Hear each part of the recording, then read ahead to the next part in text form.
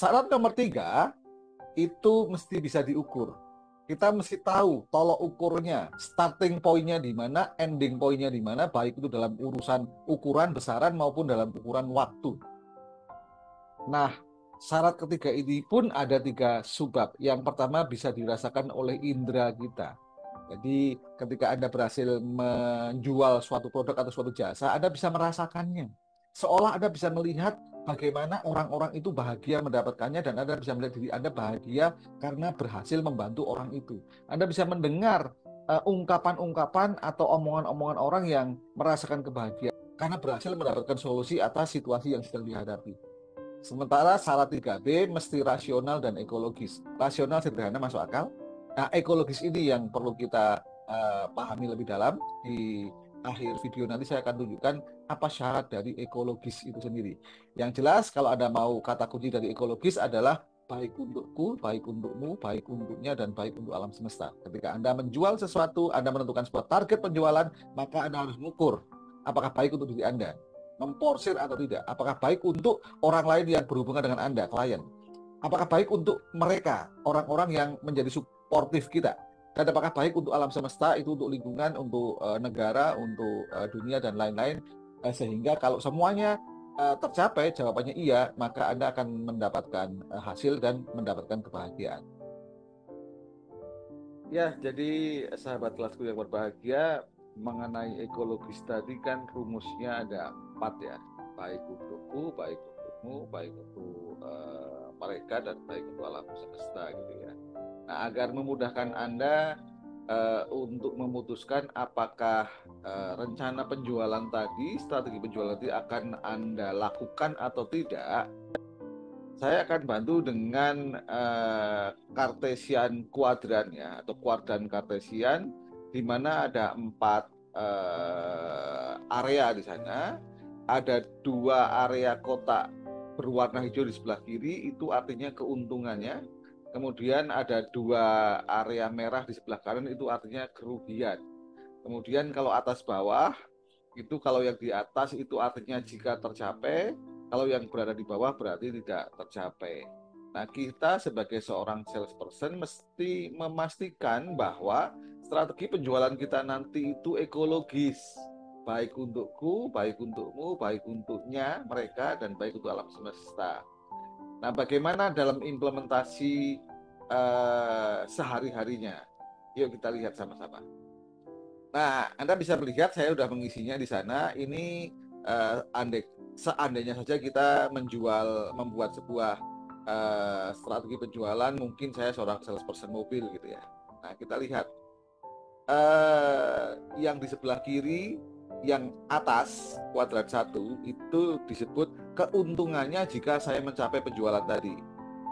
Let's say saja ada sebuah pameran, di dalam satu sesi pameran 10 hari saya berencana menjual 20 mobil, berarti 1 hari saya mesti bisa menjual 10 mobil. Apakah ekologis untuk saya?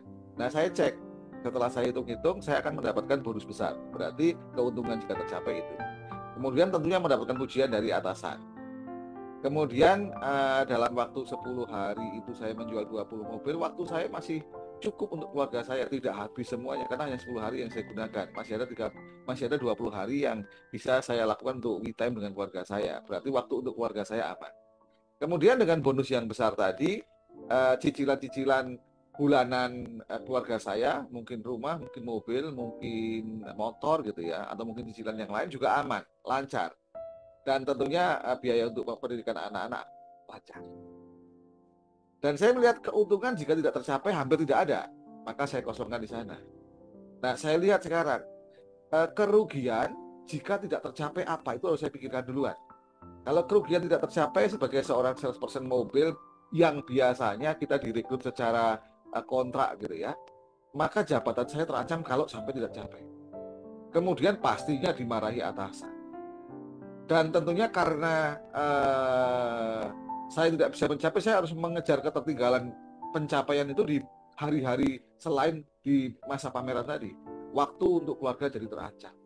Otomatis karena nggak dapat bonus, cicilan keluarga macet, sekolah untuk anak pembayarannya juga terancam.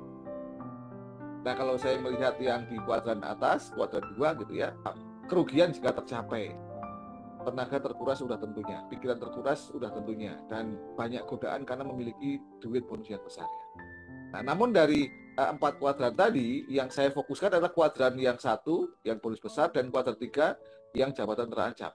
Ini yang paling kuat, karena kayak kerugian jika tercapai itu semua masih bisa saya manage. Tenaga terkuras ya istirahat di hari yang lainnya, pikiran terkuras ya rekreasi setelah itu, refreshing karena saya punya banyak duit gitu ya, bonus gitu ya.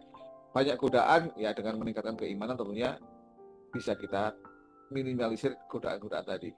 Nah, ketika saya melihat bahwa kuadran 1 dan kuadran 3 ini kuat gitu ya, maka kita bisa mengatakan bahwa strategi penjualan kita itu ekologis. Artinya syaratnya baik untukku, untukmu, untuknya, keluarga kita ya, untuk alam semesta, oke. Bagaimana jika kondisinya sebaliknya? Nah, kita akan melihat dari kuadran 2 dulu. Karena satu dan lain hal, kita salah perhitungan dalam menjual mobil tadi, menawarkan mobil tadi, akhirnya kita terpaksa harus nombok. Alih-alih kita mendapatkan bonus, justru gaji kita terpakai untuk nombok. Maka pikiran kita menjadi tertekan. Apalagi nanti kita pulang ke rumah ribut dengan istri karena penghasilan yang biasanya kita bawa pulang sekian, kok berkurang. Kita bisa mengatakan itu untuk nombok, tapi belum tentu istri bisa mengerti. Mungkin dibikinnya kita malah melakukan penghamburan uang di luar itu gitu ya. Dan tentunya kita akan bisa dimusuhi oleh kolega-kolega kita karena dianggap sebagai seorang salesman yang ngawur, ngitungnya asal berdagang saja. Bisa jadi di situ ada tambahin nomor 5 ya kan, jika tercapai bisa mendapatkan pujian dari atasan, tapi apa artinya kalau pujian itu malah menjerumuskan kita? Maka kita bisa melihat langsung keuntungan jika tidak tercapai. Keuntungannya adalah gajinya utuh karena tidak harus mengeluarkan uang tambahan untuk nombok. Kemudian ya hubungan dengan istri aman karena kita bisa mungkin tidak mendapatkan bonus, tapi uang yang kita bawa bulanan utuh seperti biasanya. Tidak harus ada kecurigaan-kecurigaan yang tidak dibutuhkan.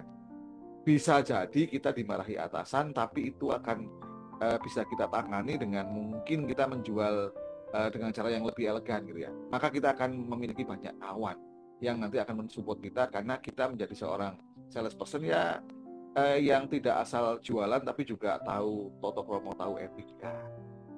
Nah, kalau sudah begini dipastikan ini tidak ekologis.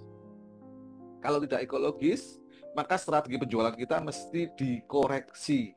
Tidak harus diganti total. Contoh saya menjual 20 mobilnya tidak harus diganti, tapi mungkin waktunya saya perlu lebih dari 10 hari. Artinya selama pameran saya dapatnya mungkin 12-15, sisanya saya akan cari di luar pameran.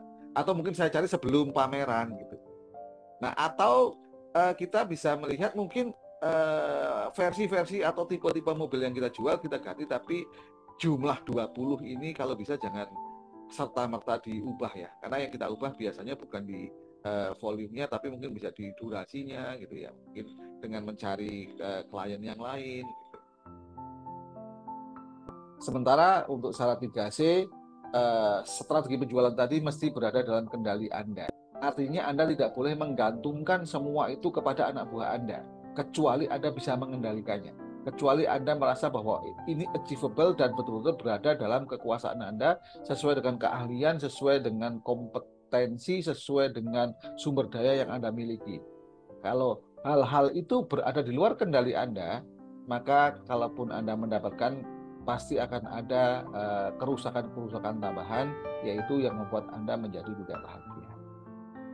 Dan itu semua akan membuat meskipun tercapai tujuan Anda, namun diri Anda tidak bahagia. Nah, sahabat kelas yang berbahagia, itu baru 95% agar kita bisa mencapai target kita, yaitu 3 syarat bagaimana sebuah WFO, sebuah strategi penjualan memiliki kekuatan. Setelah ini kita akan mempelajari lagi bagaimana strategi penjualan itu menjadi nyata. Let's check it out.